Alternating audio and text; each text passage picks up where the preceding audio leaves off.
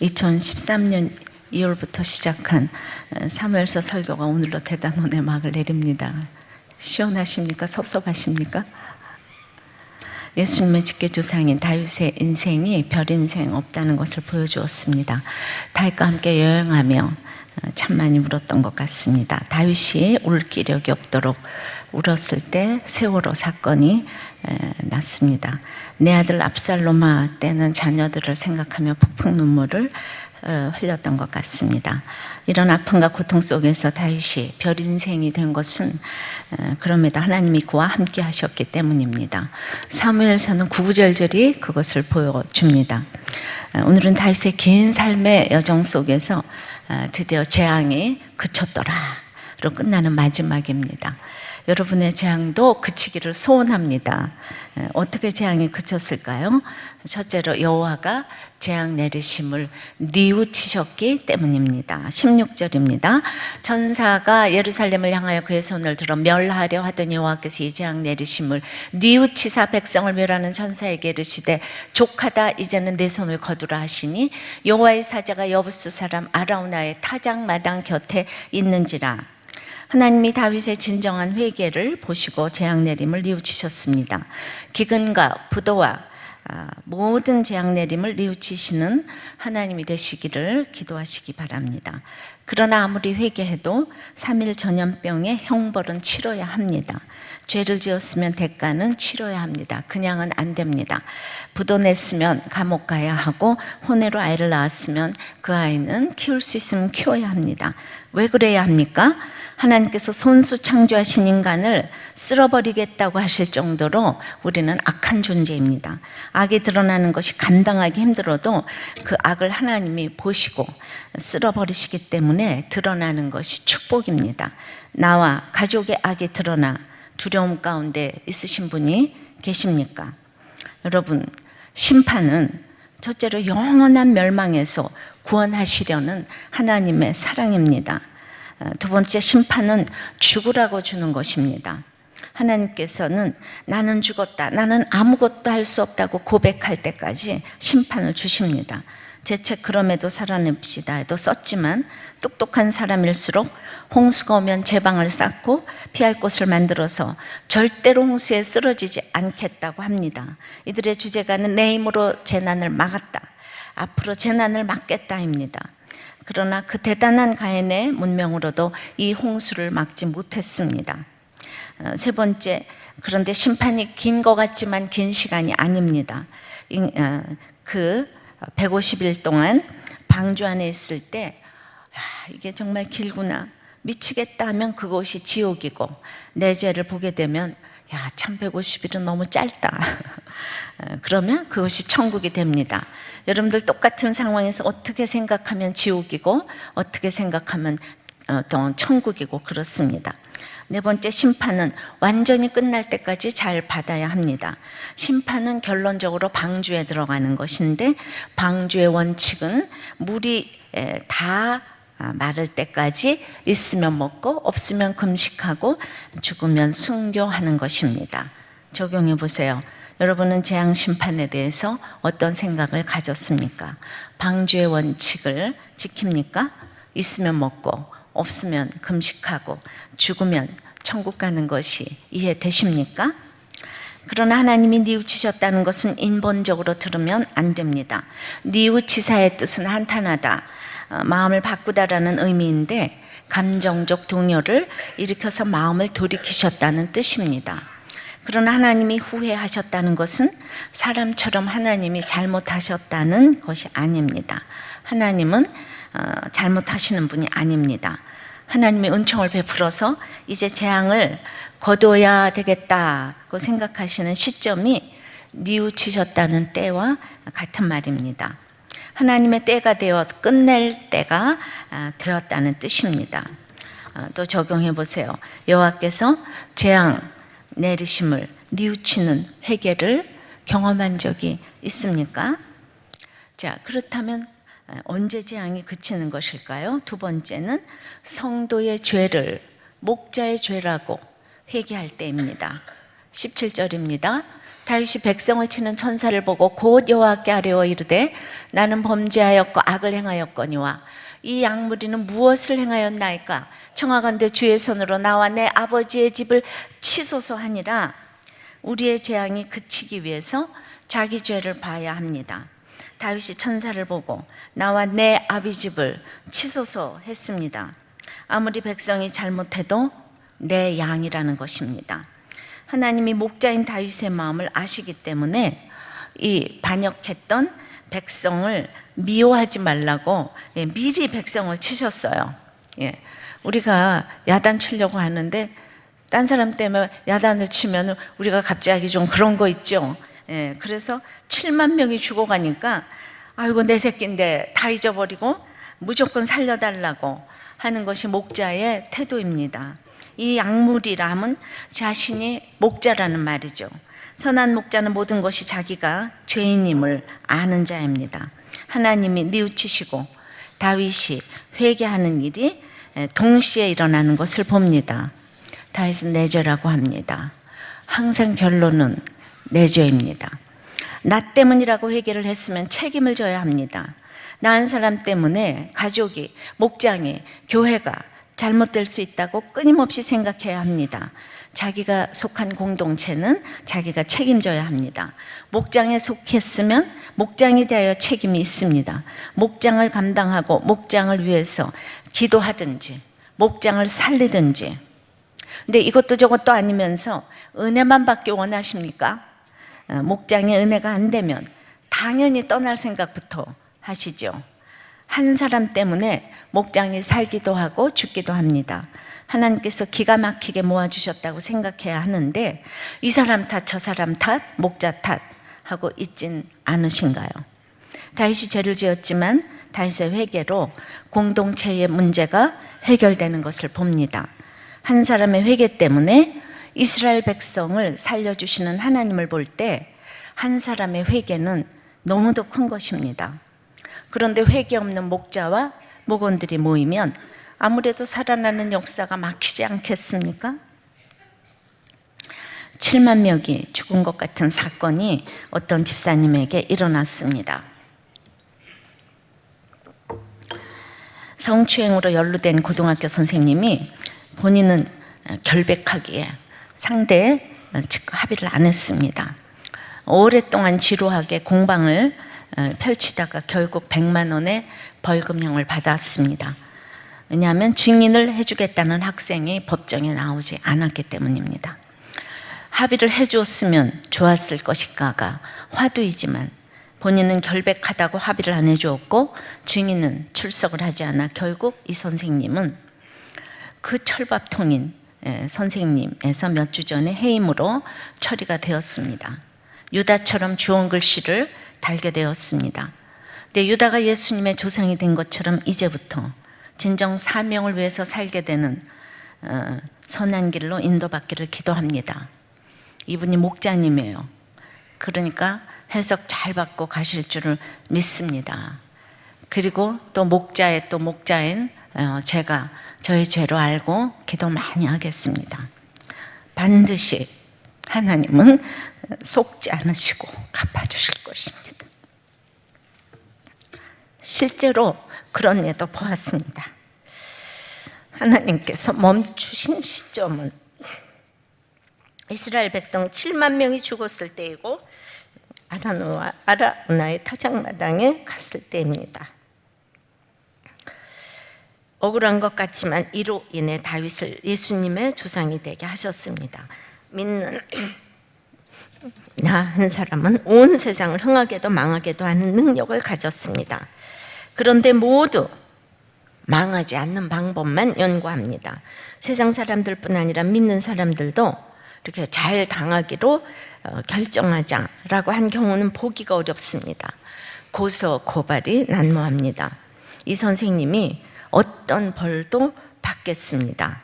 그렇게 이제 적용나눔을 올리고 있는데 100만 원의 이 벌금이 나오니까 그것을 기회로 상대방이 이번에는 민사소송으로 2,500만 원을 청구했습니다.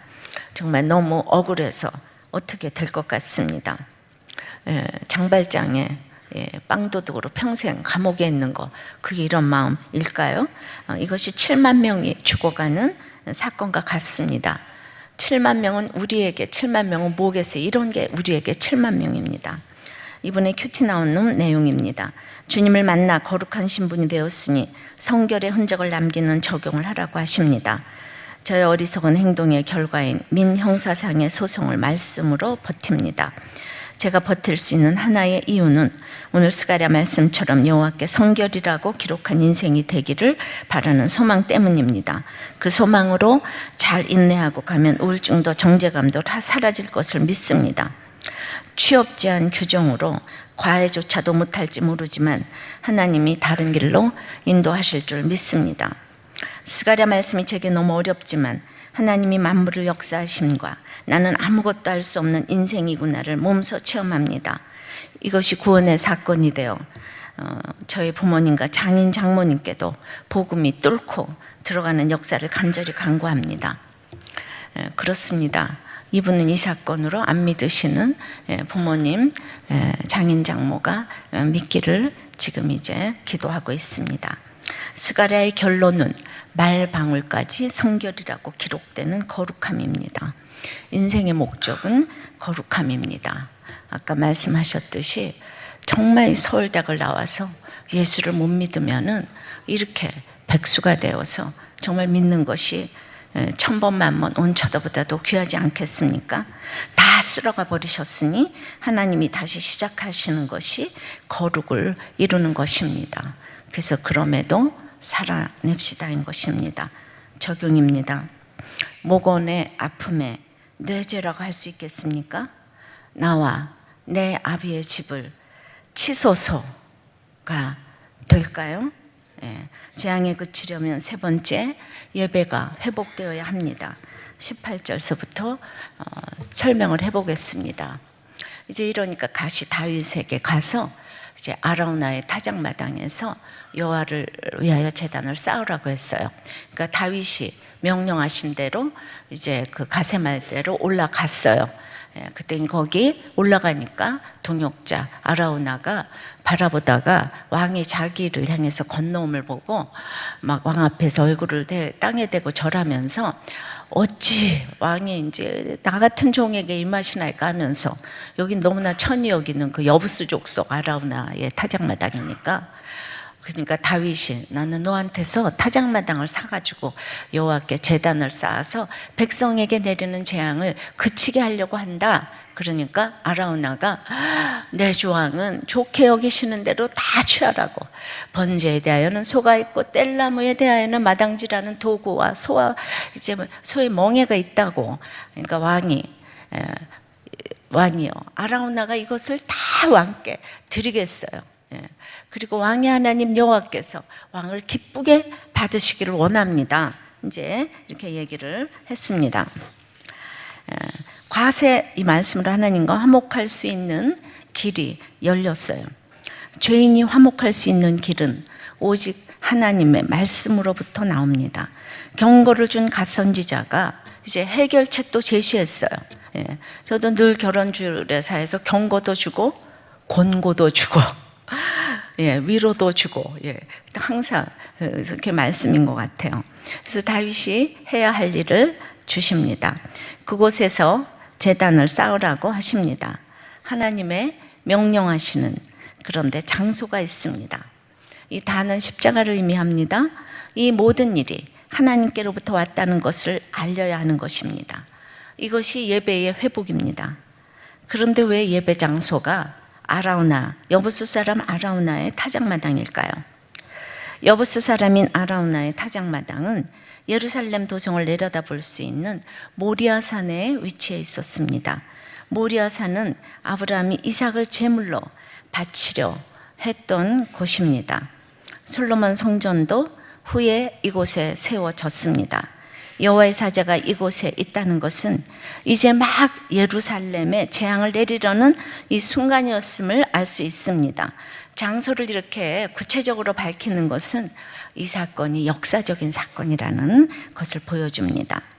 여부스 족속은 예루살렘의 원주민입니다. 여부수는 멸망받아야 할 가나안 7족속 중 하나인데 가장 힘든 족속이었습니다. 다윗이 물리쳐 전도가 되고 다윗에게 이제 충성을 하고 있었습니다. 그러니까 통일 왕국을 이룰 때 가장 난공불락의 성이 이 여부수였는데, 그걸 이제 마지막으로 이렇게 물리친 그 여부수 성, 다시 말해서 가장 힘들었던 그곳에서 여호와를 위하여 단을 쌓으라고 합니다. 그곳에 형편없고 무시받는 사실 이방인 한 명이 있었어요. 그러나 그는 하나님이 찾으시는 예배자, 오늘 하나님이, 주님이 찾으시는 그 한 사람 예배자였습니다. 내 죄를 생각하면 하나님께 죄송해서 물어도 못 보는, 입을 열 수도 없는 죄를 지었다고 할지라도 아라우나처럼 진정한 예배를 드리고 있다면, 다윗이 찾아온 것처럼 하나님께서도 오늘 여러분들을 찾아오실 줄을 믿습니다. 아라우나는 그러니까 막 땅을 내놓고 막 소를 내놓고 도구를 다 내놓았어요. 다윗을 보고 막 아까운 것이 없었어요. 기쁘게 내놓았어요. 근데 이거는 엄밀히 말하면은 내가 예배를 대신 드려주겠다, 이런 뜻이 있어요. 옛날에 고종황제가 뭐 테니스인가 골프를 할 때 각하 힘드신데 이거를 직접 하시면 어떻게 되시겠습니까? 우리가 대신 이걸 치겠습니다. 이제 그런 얘기가 있잖아요. 그러니까 예배를 대신 드려주겠다는 그거예요. 나는 너무나 그 사랑해서 하지만은 우리는 적용을 해보면 정말 여러분은 누구의 예배를 대신 드려주고 있습니까? 시험을 앞두고 있는 자녀입니까? 회사에 바쁜 남편입니까? 세상에 빠져있는 아내입니까? 우리 대신이라도 또 드려줘야죠. 그러나 예배를 드릴 수 있는데 대신 드려주시면 안 돼요. 공부 바쁘니까 엄마가 대신 예배 드려주겠다, 이렇게 항상 당신 일만 하면 돼, 내가 다 대신 드려주겠다. 자, 재앙이 그치기 위해서는 넷째로, 그러니까 값을 치러야 합니다. 24절이에요. 왕이 아라우나에게 이르되, 24절입니다. 그렇지 아니하다. 내가 값을 주고 내게서 살이라. 값 없이는 내 하나님 여호와께 번제를 드리지 아니하리라 하고, 다윗이 은 50세겔로 타작마당과 소를 사고, 역대상은 이 오르난의 타작마당이라고 하면서 이것을 금 600세겔로 샀다고 하는데 무슨 차이가 있을까요? 은 50세겔로는 타작마당과 소를 샀고, 금 600세겔로는 아마 모리아산 전체를 샀다고 하는 견해입니다. 다윗이 하나님께 순종하며 나아가긴 했지만 가장 중요한 것은 자신이 값을 주고 마무리를 해야 합니다. 예배는 내가 드려야 하고 값을 치러야 합니다. 십자가를 지면서 드리는 예배는 최고의 예배가 될 것입니다. 값을 치르고 드려야 여러분들의 재앙이 그칠 것입니다. 예배는 교회 올 때만 드리는 것이 아닙니다. 집에서 말씀에 순종하여 복종과 사랑의 언어를 쓰고자 할 때 참 십자가를 져야 할 때가 많습니다. 그것이 값을 치러서 내 것이 되는 예배가 됩니다. 그래서 고난이 축복이라고 하는 것입니다. 값을 치러서 드리는 예배는 복종할 수 없는 걸 복종해서 오늘 이 자리에 오셨으면 예배가 내 거가 되는 것. 사랑할 수 없는 것을 사랑하고 이 자리에 오면 예배가 내 것이 되는 것. 그게 값을 치르는 것입니다. 예수님께서 십자가에서 이미 죽으시고 나를 구원하셨지만 나의 희생과 죽음과 손해보지 않는 회개는 값을 치르지 않은 예배이기 때문에 재앙이 그칠 수가 없습니다. 그냥 일시적으로 그친 것처럼 보입니다. 그래서 값 중에 최고의 값은 십자가입니다. 여기에 하나님은 속지 않으십니다. 어디에서든 내가 죄를 지어도 회개하고 나면 그것이 하나님의 성전이 되게 하십니다. 결국 이 자리가 성전터가 되고 예수님이 십자가에 못 박히시는 곳이 됐습니다. 1000년 후에 예수님이 바쳐지는 성전이 된 것입니다. 다윗 인생의 결론이 됐습니다. 가장 힘든 전쟁을 승리하면 그곳이 성지가 되는 것입니다.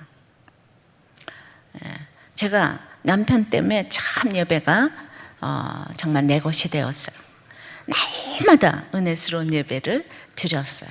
설레고 기쁨이 있었어요. 이게 바로 이것이 그냥 복종하고 예배를 드리러 오니까 뭐 있을 수 없는 일이 일어나면 예배가 배로 기쁘고 더 힘들면 3배로 기쁘고 10배로 기쁘고. 그러니까 우리는 뭐가 축복인지 모르겠어요. 돈 잘 벌고 뭐 잘해주고 이런 남편이 축복인지, 또 뭐 그런 아내가 축복인지, 그런 자녀가 축복인지 모르겠어요. 모든 것은 정말 우리 인간은 너무 연약하고 죄투성이기 때문에 그때마다 죄를 깨달으니까 단을 쌓고 십자가에서 정말 피 흘리신 것이 다가왔습니다. 그러다가 이 힘든 남편이 구원되니까 남편과의 일이 다른 사람들을 죽게 인도하는 이 성지의 사건이 되었습니다. 아마 제가 이런 설교를 하면 어렵다 그럴 것 같아요. 항상 이제 결국 구속사적으로 내 삶으로 이게 적용을 풀어내면, 이렇게 성경 얘기만 하면 하나도 뭐라고 안 그러는데 꼭 적용을 하면 그렇게 어렵다 그래요. 어려우세요? 지금도 십자가를 지고 있는 사람은 어머나 좋아라 그러고, 편한 사람들은 아이고 어렵네, 꼭 그럽니다. 그것이 가장 힘들었지만 구원되고 나니까 주님을 경배하고 주님이 찾으시는 예배자가 될 수 있다는 것을 보이라고 그곳에서 예배를 드리라는 것입니다. 그만큼 여부수성을 탈환하기가 힘들었어요. 다윗같이 용감한 사람도 마지막에, 우리 기억나시죠? 가장 마지막에 여기 난공불락의 성이었어요. 자, 25절 그곳에서 여호와를 위하여 제단을 쌓고 번제와 화목제를 드렸더니 이에 여호와께서 그 땅을 위한 기도를 들으심에 이스라엘에게 내리는 재앙이 다 같이 그쳤더라. 자, 그곳에서 다윗은 번제와 화목제를 드렸습니다. 번제는 불태워서 드리는 아주 헌신의 제사 예배입니다. 그렇게 내가 나를 완전히 그냥 온몸을 불사르게 태워서 하나님께 헌신하고자 하면은 참 공동체가 이제 화목한, 이게 이제 교제잖아요. 화목제, 공동체가 화목해집니다. 다윗이 드린 예배는 이런 예배였습니다. 전염병이 멈췄을 뿐 아니라 하나님의 진노까지 그쳤습니다. 재앙은 그치라고 있는 것입니다. 고통은 지나가는 것입니다. 하나님만이 I am who I am 스스로 있는 자인 거예요. 하나님을 붙들고 있으면 하나님만이 영원하신 것이지 고통은 그냥 지나가 버리는 것입니다.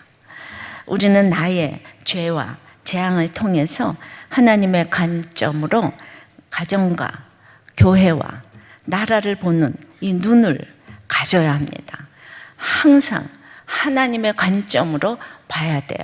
오늘 우리들 교회에 재앙이 그치는 그 유명한 오픈을 하나님의 관점으로 좀 보고자 합니다.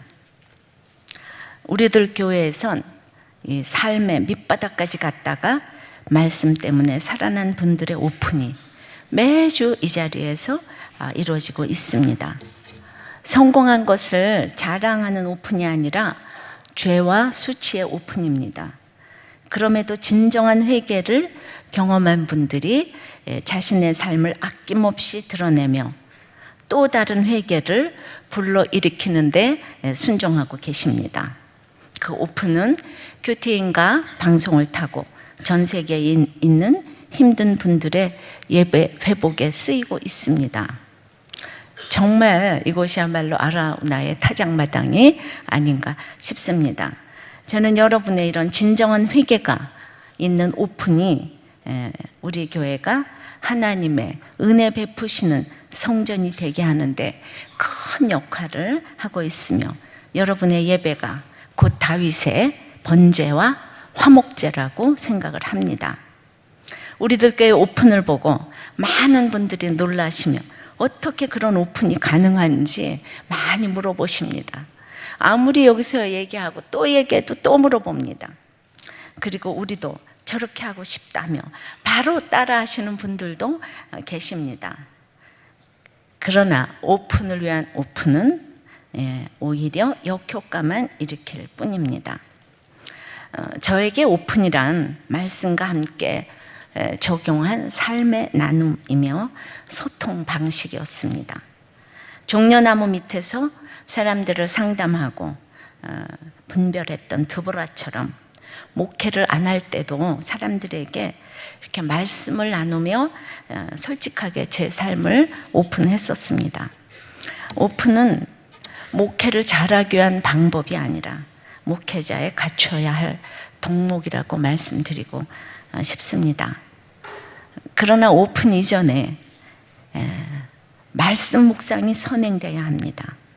말씀을 통하여 솔직함과 진솔함으로 사람들에게 다가가는 것이 하나님과 화목하고 사랑과 화목하는 화목제인 것입니다.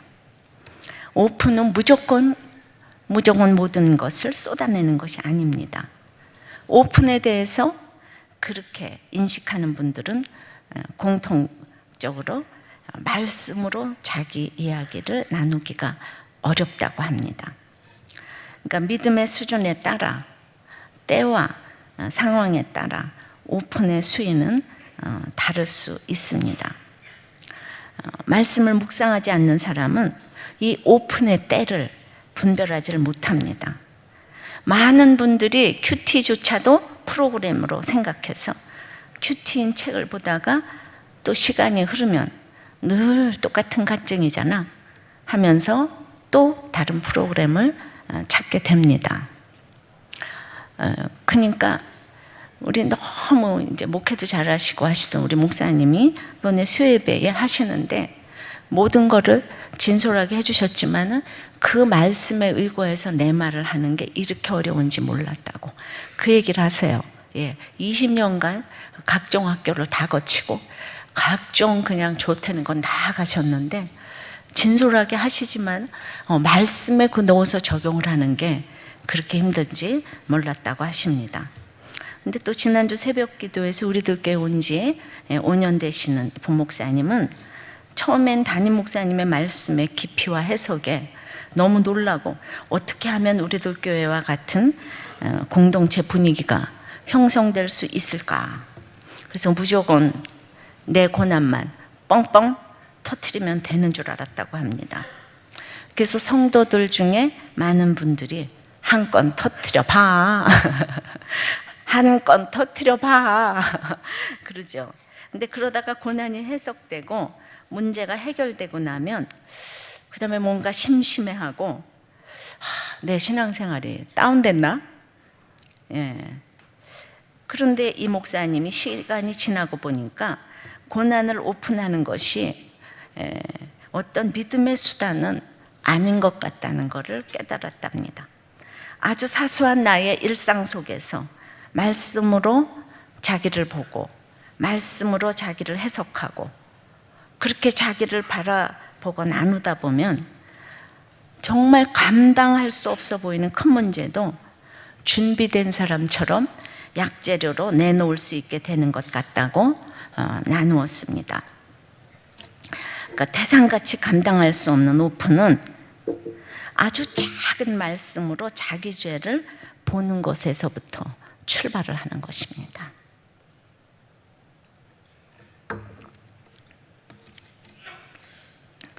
그러니까 제가 태산 같은 우리 남편의 그 사건에서 말씀으로 감당할 수 있었던 것은 그 오래전부터 큐티를 하면서 막 사소한 것부터 집에서 또 우리 병원에서 늘 또 한 사람 데리고 그때마다 늘 오늘 주시는 말씀 때문에 그거 가지고 내 죄를 보고 나누고 그러다 보니까 태산 같은 그 사건에서 제가 해결할 수 있었고 그 태산 같은 사건을 약재료로 쓸 수가 있었던 것이죠. 저는 이제 이번 목회자 세미나에서 그 오픈 따로 큐티 따로가 아니라 결론은 큐티라는 거죠. 말씀으로 자기를 보고 자기를 해석하고 그것을 나누는 것에 생활화가 지금의 우리들 교회가 되게 했음을 제가 나누고자 하는 것입니다. 그래서 이 사무엘하 24장에 재앙이 그쳤더라 영원히 기억될 정말 또 지나고 나서 보니까 또 제자가 오늘 저의 죄를 또 고백하려고 하고 또 나와 우리 집을 치셔서 여러분의 재앙이 그쳤으면 좋겠습니다. 그래서 이제 이런 그 목회자 세미나를 위해서 그동안 사역자들이 함께 밤을 새가면서 우리들 교회의 목회 철학이 담긴 띵크 양육교재와 목회자 세미나 교재를 만들었습니다. 그리고 한국교회를, 이게 한국교회라 그러니까 굉장히 거창한데, 정말 이런 얘기는 쓰고 싶지 않지만은, 어쨌든 그 말씀으로 지금 이제 가정중수 되는 이 일을 위하여서 먼저 우리들 교회 성도들을 잘 섬겨야 한다고 생각했기 때문에 띵크 교재로 지난 믿음의 여정을 재정리하는 시간을 여러분들에게 드리고 싶었습니다. 똑같은 것인데 그냥 그 개념 정리만 조금 이제 하시라고. 근데 교재를 만드는데 핵심 역할을 한 부목사님이 1:1 양육교사 여러 반에 있는 강의 중에 처음으로 처녀 강의를 하게 되었어요. 이제 다른 분들은 다 10년 동안 강의를 해왔는데 강사가 많이 부족하니까 이제 처음으로 들어갔었습니다. 교재는 잘 만들었으나 강의 내용이 저의 목회 철학과 맞지 않는 것 같다는 이 피드백이 들어왔습니다. 무슨 뜻인가 하면 말씀으로 자기를 바라본 오픈이 없고 주로 다른 사람의 이야기를 오픈의 내용으로 이제 삼았다는 것입니다. 그러니까 오픈할 때 자기의 삶이 뒷받침되지 않으면 다른 사람의 이야기로 자기의 주장을 뒷받침하고자 합니다. 이 부목사님이 자기의 적용 없이 담임 목사님이 그러셨다 하면서 일방적으로 가르치셨다고 합니다. 그러면 듣는 사람이 굉장히 부담스럽고 권위적으로 느낄 수밖에 없습니다. 게다가 저도 하지 않은 제 이야기를 많이 해서 듣는 사람들이 꼭 담임 목사의 명령같이 여겨져 감당하기가 어려웠다고 합니다. 저는 큐티나 오픈을 문자적으로 강요한 적이 없습니다. 먼저 나의 삶 속에 말씀이 어떻게 임했는가를 나누다 보니 듣는 사람도 자신의 삶을 저절로 오픈하게 된 것입니다. 큐티나 오픈을 방법으로 여기고 지식적으로 접근하면 안 됩니다. 말씀을 묵상할 때 하나님께서 역사하시는 방법은 참으로 다양합니다. 어떤 방식으로 규정 지으면 안 됩니다. 근데 이 목사님은 한결같이 큐티를 어떻게 하는지 이거를 이제 담임 목사님이 이렇게 하더라를 부르짖어가면서 이렇게 가르쳤다고 합니다.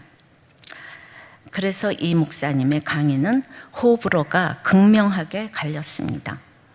강의를 들은 성도님들 대부분이 토요일 오후 생업과 휴식을 내려놓고 먼 곳에서부터 오는 사모함으로 오신 남녀 목자님들이었습니다.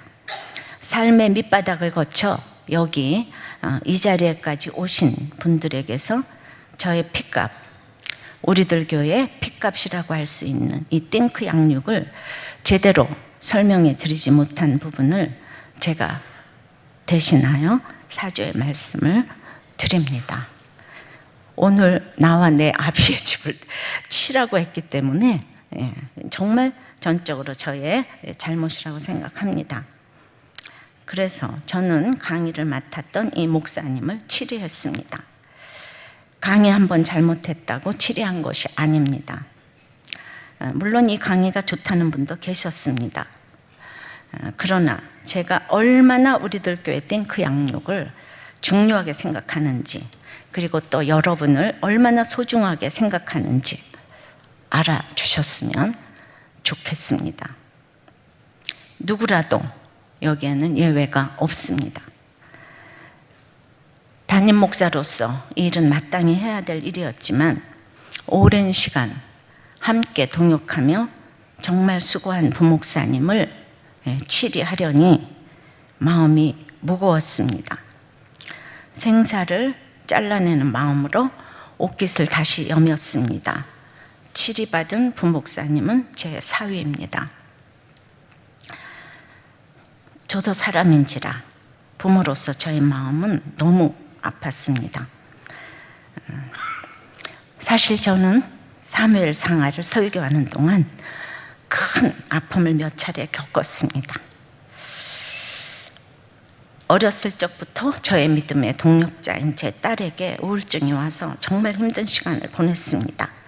저의 사역에 처음부터 지금까지를 곁에서 도왔고 영육간의 든든한 후원자였던 딸이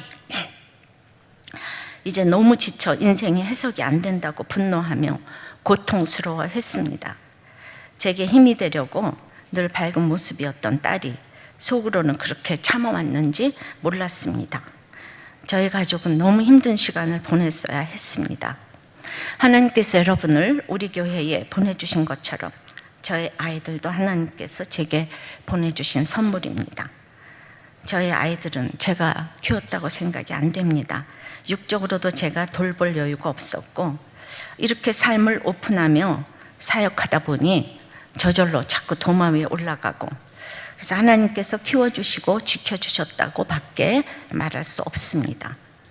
엄마로서 늘 미안한 마음을 가지고 있습니다. 내 아들 압살롬아 설교 때 저의 딸을 생각하며 얼마나 울었는지 모릅니다. 사위와 함께 어쩔 수 없이 작년에 비자가 거절돼서 지금 이제 와 있는 동안에 사실 교회 사역을 다 마감을 하고 이제 당연히 돼서 갈 줄 알았다가 그래서 이제 놀고 있는 사람이 사위밖에 없어서 이 묵세에 참여를 좀 했습니다. 그래서 사위와 함께 저희 집에 와 있는 동안 어쩌면 제 마지막 기회일지도 모른다고 생각해서 이전에 충분히 받지 못했던 엄마의 사랑을 주려고 적용을 하고 노력을 하고 있습니다. 이런 와중에 딸에겐 사도노른의 치리 사건이 있었고 연이어 우리들 교회를 섬기던 남편의 치리를 겪게 되었습니다. 우리 아이들에게 늘 십자가 적용을 시키는 것 같아 마음이 괴로웠습니다. 사위는 이 사건을 사사기 5장 말씀으로 이제 새벽 기도에서 해석하며 고백을 했습니다. 그중 일부 내용을 읽어드립니다.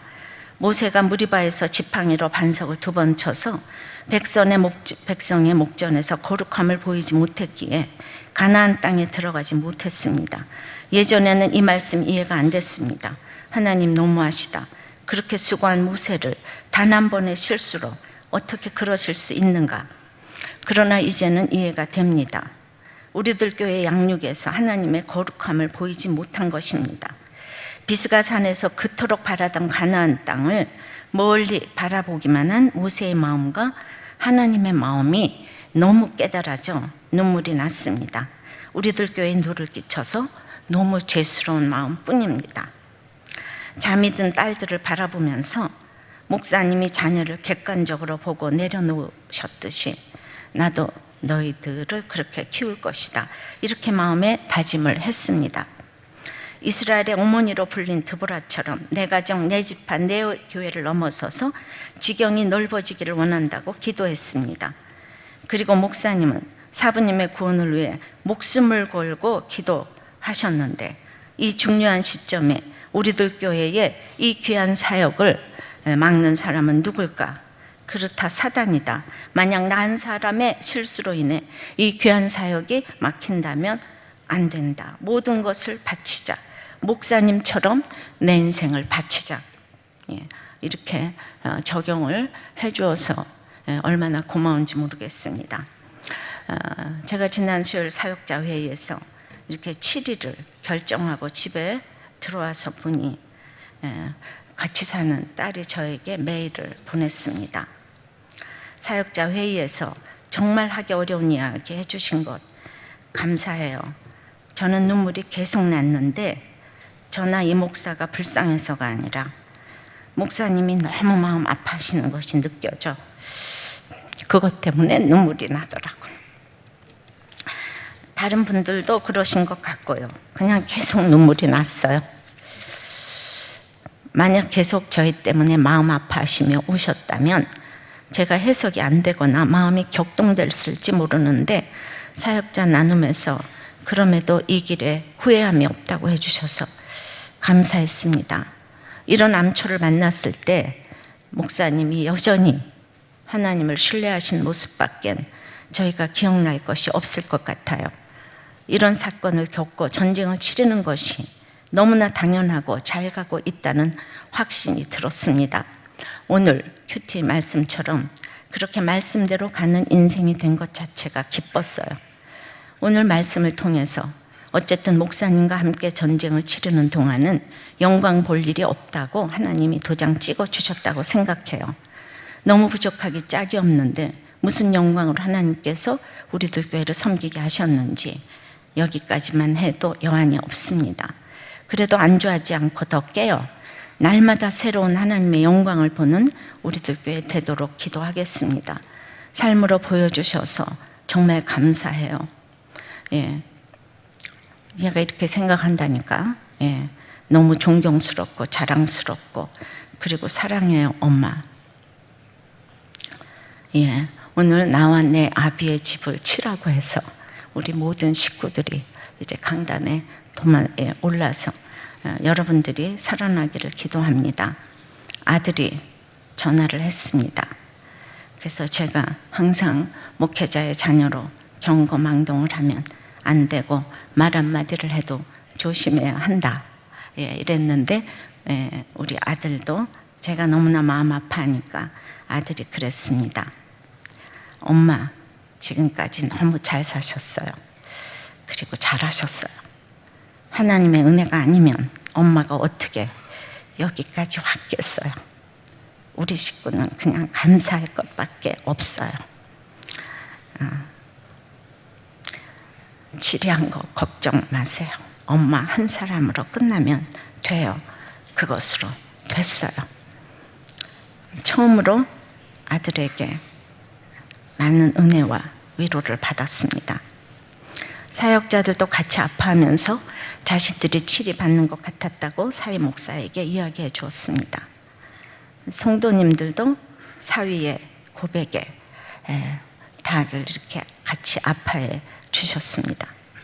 이것이 바로 큐티를 하며 오픈해 갈 때 공동체가 같이 아파하고 격려해가는 오픈 공동체의 위력이 아닌가 생각합니다. 이 목사의 계속되는 고백입니다. 우리는 2013년 5월 26일 판교 채플 첫 주일 예배 말씀을 모두 기억하고 있습니다. 사무엘상 7장 미스바로 모이라입니다. 그때 우리들 교회에 주시는 말씀은 모여서 올바른 회개를 보이라, 올바른 기도를 보이라, 그리고 올바로 도우시고 회복시키시는 하나님을 보이라, 그리고 올바른 말씀 운동을 보이라고 하셨습니다. 제 힘으로는 절대로 깨어있을 수 없습니다. 그래서 온 가족의 사건으로, 이번에는 저의 치리 사건으로 찾아오셨습니다. 이제야 조금 성도를 위해, 교회를 위해 죽어지는 것이 뭔지 알 것 같습니다. 얼마나 깨어있는 것이 중요하면 깰지어다, 깰지어다, 깰지어다, 깰지어다, 노래할지어다, 일어날지어다, 계속해서 말씀하시겠습니까? 우리는 정말 내 자녀, 공동체, 이 나라를 위해서 깨어 있어야 합니다. 그렇습니다. 사무엘 하를 마치며 재앙이 그친다고 했는데 바로 이런 것이 재앙이 그치는 것이 아닌가 합니다. 일주일 동안 엄청난 재앙 가운데 있었는데 모두 말씀으로 이렇게 해석을 잘하니까 재앙이 그쳤습니다. 사건이 와도 서로 말씀 보고 자기 죄를 보면 재앙이 그친다고 생각합니다. 이것이 우리들 교회를 향한 올바른 회개, 기도, 회복, 말씀 운동이 아닌가 합니다. 자, 아무리 바빠도 그동안 너무 감사했다고 사무엘님에게 인사하시고 떠납시다. 다윗왕에게 사랑을 전합시다.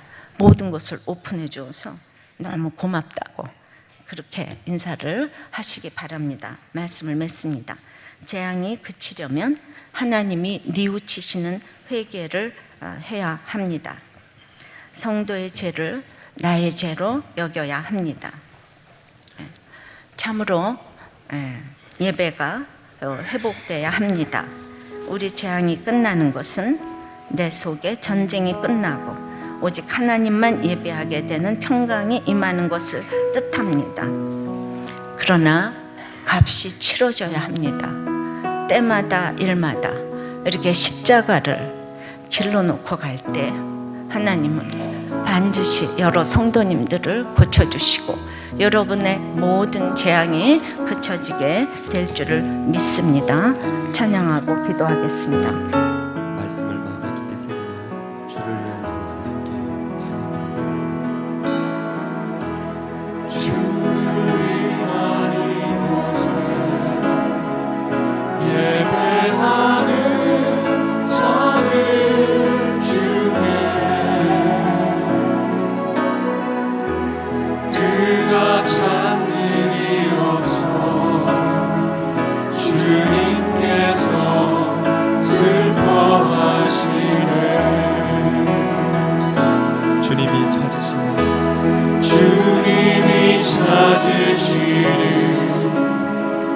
그 한 사람 그의 배자 내가 그 사람 되니 간절히 주께 예배하네.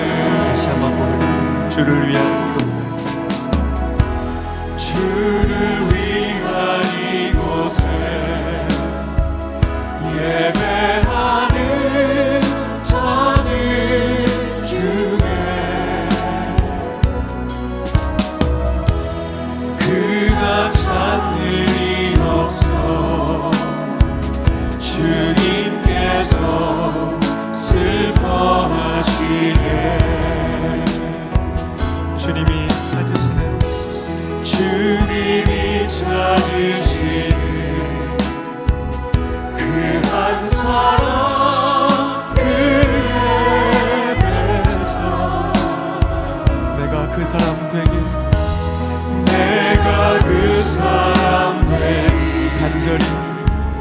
간절히 주께 예배하네. 간절히 목소리 높여 은혜 아니면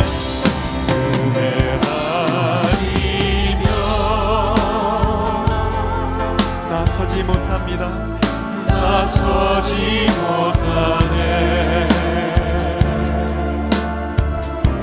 십자가의 그 사랑 능력 아니면 나서지 못하네. 은혜 아니면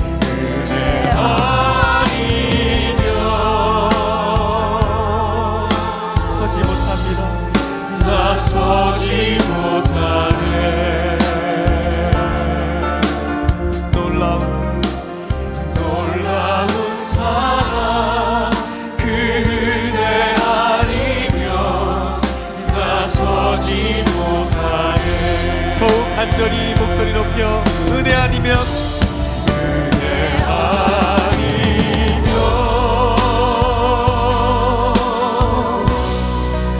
나서지 못하네.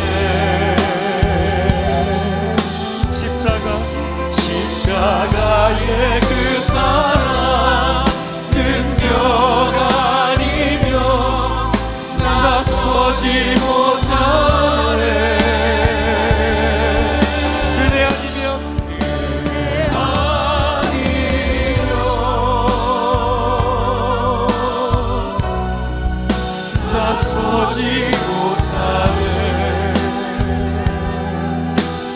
놀라운 사랑, 놀라운 사랑, 그대 놀라운 사랑, 놀라운 사랑, 그대 놀라운 사랑, 놀라운 사랑, 그대 나서지 못하네, 나서지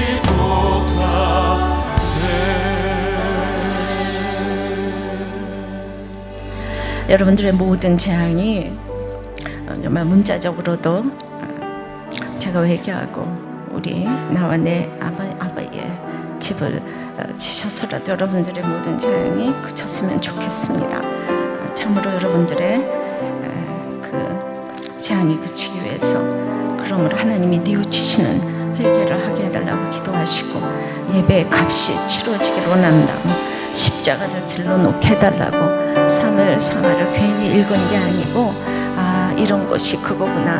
하나님께서 때마다 저에게 그러므로 이렇게 잘 깨닫게 해주십니다. 얼마나 이렇게 사건이 오는 것이 축복인지 모르겠습니다. 별 인생이 없는 것을 깨닫고 오직 하나님을 예배하고 사무엘하의 마지막 결론이 예배입니다. 여러분들의 예배가 설렘으로 기쁨으로 하나님을 예배하는 것, 이제 그것이 되게 해달라고 다 같이 기도하겠습니다. 사무엘이 끝났습니다. 많이 울었습니다. 세월호 때문에 자녀들 때문에 참으로 폭풍 눈물을 흘렸습니다. 재앙이 그친다고 했는데 하나님이 뉘우치시는 회개를 했는지는 모르겠습니다. 성도를 위하여 죽어야 하는데 제가 죽어지지 않기 때문에 날마다 일이 옵니다. 비천하게 여기는 아라우나의 타작마당에서 예배를 받으시겠다고 합니다. 여전히 고정관념도 있고 차별도 있습니다. 값을 치르지 못하기 때문입니다. 그래서 재앙이 올 수밖에 없었습니다. 모든 것은 제 탓이고 제 책임입니다. 나와 아비의 집을 치소서한 다윗처럼 여러분의 모든 재앙에서 저를 치셔서라도 여러분의 재앙이 그치기를 기도합니다. 여러분의 재앙에서 그래서 예배가 회복되고 예배가 기쁘고 그래서 십자가를 길러 놓으면 재앙이 그치게 될 줄 믿습니다. 주님 항상 부족한 저를 불쌍히 여겨 주시옵시고 우리 가족도 불쌍히 여겨 주시옵시고 우리의 모든 성도들도 불쌍히 여겨 주시옵소서. 오늘 재앙이 그쳤다고 했사오니 우리 재앙이 모두 그치는 역사가 일어나게 될 줄을 믿습니다. 예수님 이름으로 기도합니다. 아멘.